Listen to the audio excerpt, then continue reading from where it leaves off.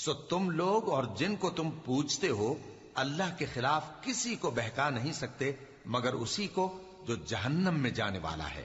اور فرشتے کہتے ہیں کہ ہم میں سے ہر ایک کا ایک مقام مقرر ہے، اور ہم صف باندھے رہتے ہیں اور ہم تسبیح کرتے رہتے ہیں۔ اور یہ لوگ کہا کرتے تھے کہ اگر ہمارے پاس اگلوں کی کوئی نصیحت کی کتاب ہوتی تو ہم اللہ کے چنے ہوئے بندے ہوتے، پھر اس سے کفر کرتے رہے، سو ان قریب ان کو اس کا نتیجہ معلوم ہو جائے گا۔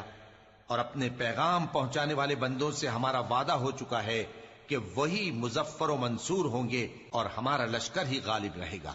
تو ایک وقت تک ان سے منہ پھیرے رہو اور انہیں دیکھتے رہو، یہ بھی ان قریب کفر کا انجام دیکھ لیں گے۔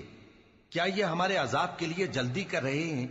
مگر جب وہ ان کے آنگن میں آ اترے گا تو جن کو ڈر سنایا گیا تھا ان کے لیے برا دن ہوگا، اور ایک وقت تک ان سے منہ پھیرے رہو۔